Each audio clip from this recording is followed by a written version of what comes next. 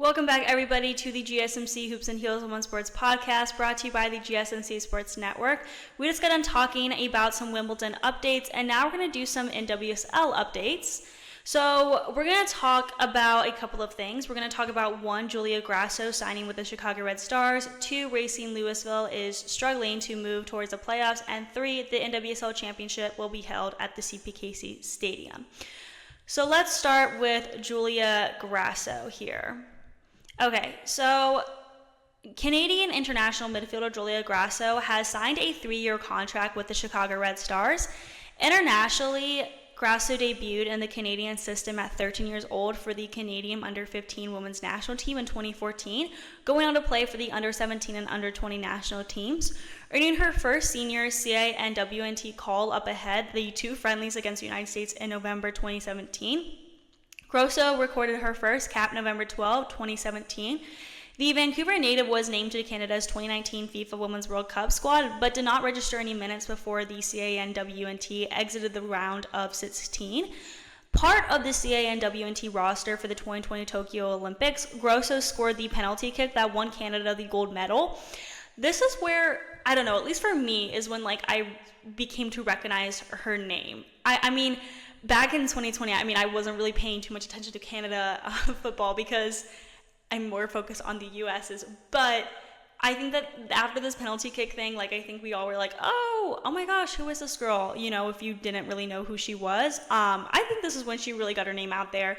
In 2022, Grosso scored 3 goals in the CONCACAFW Championship Tournament, with her first 2 goals coming in the form of a brace against Trinidad and Tobago.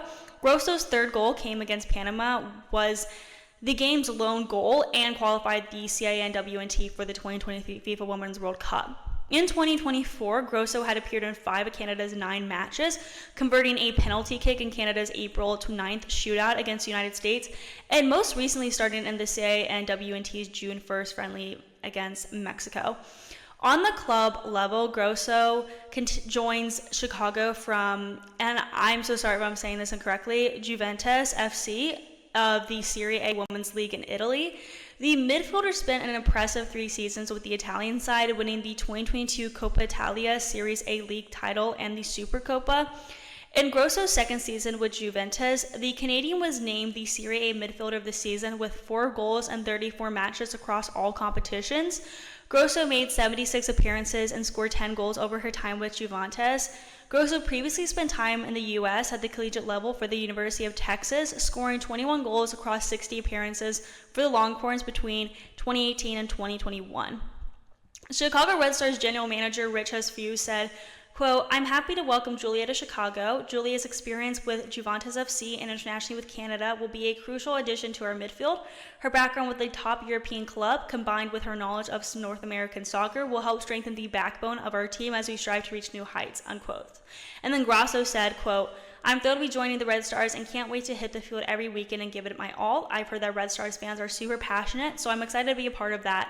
I'm looking forward to playing alongside the talented players in Chicago for the rest of the season and beyond," unquote. During the Olympic break, the Red Stars will participate in the 2024 Summer Cup and take on New Jersey, New York, Gotham FC in their first match of group play, July 20th. In my opinion, Julia Grosso signing with the Chicago Red Stars will significantly enhance the team. Grosso's extensive international experience, including scoring the winning penalty for Canada at the 2020 Olympics and her participation in multiple FIFA Women's World Cups, brings invaluable leadership to the Red Stars. Also, her vision, passing accuracy, and ability to control the tempo of the game will help the Red Stars dominate possession and create more scoring opportunities. I think her versatility allows her to play in various midfield roles off midfield is what I meant to say. She has versatility that allows her to play in multiple midfield roles, offering tactical flexibility to the team. Having played and excelled in high-stakes matches, including Olympic finals and World Cup qualifiers, Grosso's experience in handling pressure situations will be a significant asset. I believe she can mentor younger players on the team, helping them develop a winning mentality. By integrating Grosso into their squad, I believe the Chicago Red Stars will not only bolster their midfield, but also gain a player with a championship pedigree and a wealth of international experience. Her impact will be felt on both ends of the pitch, making the Red Stars a more formidable team in the NWSL. And they're already really good right now, but this definitely will enhance the team a lot more. Just by bringing in new experience in general, it enhances the team. So moving on to our second topic, North Carolina defeating Racing Louisville 3-1. After going behind, leaving the visiting team even further away from the playoffs. What looked like a pretty promising match day for Racing Louisville FC turned into a nightmare at Wake Med Soccer Park. Guys, I am so sorry. After opening the scoring in the 31st minute through Reilyn Turner, the team saw the North Carolina Courage score 3 goals in the space of 14 minutes to turn the game 3-1. That's insane. Scoring 3 goals in 14 minutes that's pretty dang impressive. The defeat was a heavy blow for Racing, who went into the game hoping to break a 5-match winless streak. In the first half, Racing Louisville showed organized and efficient soccer. The lead taken by Turner's goal brought temporary relief. Turner, who knows the stadium well, having won an NCAA championship there in 2022, showed coolness and precision in scoring. Turner commented, quote, "Back in goal, I know that a quick touch and a shot probably won't be expected. The ball got past me and I just saw an open space and I just took a shot. It was great to be back on this pitch and score a goal, so definitely good memories," unquote. However, the second half brought an unexpected twist. The Courage came back from the break with renewed energy and a ferocious attack. In the 55th minute, the home team tied the game, igniting the crowd and putting pressure on Racing Louisville. Just 6 minutes later, the Courage turned the tables, and in the 69th minute, they consolidated their victory with a 3rd goal.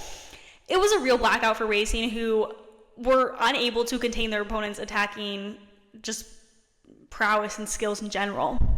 Racing Louisville interim coach Carmelian Moscato expressed her frustration after the game, saying, quote, "It was definitely a tale of 2 halves, very disappointing. Nobody is happy with what just happened. This league break is coming up and we need to fill our cups and get back," unquote. With the loss, Racing Louisville entered the NWSL summer break on a 5-match winless streak, but still just 2 points off 8th place, the playoff cut-off line. The second half performance was a point of reflection for the team. Defender Aaron Wright said, quote, "The biggest lesson, can we do the performance we did in the first half and the second half of the game? And I think on top of all that, like, this game meant more to us, so not getting the results for both of us hurts more," unquote. And yeah, I do really agree with Wright. Like, sometimes you play an amazing first half, but can you do that in the second half is the question. Or can you maintain some sort of that power in the second half? That's where it gets you on the teams. Racing Louisville's once promising campaign now finds itself at a crossroads. With 16 points and a record of 3-6-7, the team urgently needs wins to keep their playoff hope alive. The sequence of negative results is worrying, especially given the numbers of goals they have conceded, 10 in the last 5 games while scoring only 4. The impact of the absence of head coach Bev Yanez, who left for a family reason, has also been felt. Carmelian Moscato's leadership, albeit on an interim basis, will need to find a way to reorganize the team and regain the players' confidence. I think that's what might be hurting them the most at the moment. The league's break comes at a crucial time, offering an opportunity for reflection and adjustment. For Racing Louisville, the challenge now is to use this defeat as a catalyst for change. The league break can be a change to adjust tactics, recover players, and enter the second half of the season with a renewed mentality. With the return of key players and the hope of a more consistent performance, the team still has time to turn the tide and fight for a place in the playoffs. The third thing we got to talk about is NWSL announced that the 2024 championship is going to be held at CPKC Stadium in Kansas City, which is the world's first soccer stadium built for a women's professional team. Open in March of 2024 on the Berkeley Riverfront near downtown Kansas City, CPKC Stadium is equipped with state-of-the-art amenities designed to enhance the player experience. With a capacity of 11,500 fans and no seat more than 100 feet from the pitch, the stadium sets a new standard for women's sports venues worldwide. The NWSL has had soaring attendance, viewership, and engagement in the 2024 season to date, breaking all previous records. For the 3rd consecutive season, attendance has surpassed 1 million fans, breaking this mark earlier in the season than ever before. And broadcast viewership to date is up to 95% from the 2023 season, which is so incredibly insane. Additionally, as engagement on league social platforms continues to increase, NWSL social impressions have risen 94%, while retail performance on NWSLshop.com has jumped nearly 300%. That's like the most like shocking to me. So I'm very happy about it though. NWSL Commissioner Jessica Berman said, quote, CPKC Stadium epitomizes the explosive growth and investment we are witnessing in the NWSL, women's soccer, and women's sports around the world. It was a natural choice to stage the league's mark event in a venue that exemplifies the profound impact of infrastructure, investment, and community support on the continued development of success of our sport. We thank the KC current organization for their partnership in bringing this event to their community and look forward to celebrating the 2024 season finale in November, unquote.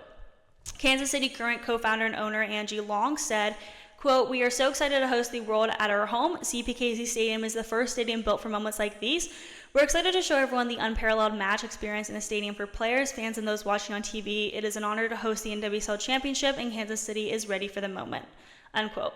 Co-founder and owner Chris Long said, quote, the NWSL Championship is one of the premier global sporting events in the world. We're absolutely thrilled that Kansas City and CPKC Stadium were chosen to host this prestigious event. The world will get to the opportunity to experience our world-class, precedent-setting stadium and watch the most elite soccer talent in the world compete to be in the top club, unquote. In my opinion, hosting the 2024 NWSL Championship at CPKC Stadium in Kansas City is a fantastic decision that highlights the progress and respect for women's sports. This venue, designed specifically for a women's professional team, offers state-of-the-art amenities that will greatly enhance the player experience and provide fans with an exceptional viewing atmosphere. This choice sets a new standard for women's sports venues, showcasing a commitment to providing top-tier facilities for female athletes. Hosting the NWSL Championship here not only celebrates the advancements in women's soccer, but also serves as an inspiration for future generations of players and fans. I believe this move underscores the league's dedication to showcasing the best of women's soccer in a premier, purpose-built environment. So we're now going to move into the next segment where we talk about the Team USA roster for the Japan All-Star Series. Before we get into that, we're going to be taking a very short break, so I will see you guys very soon.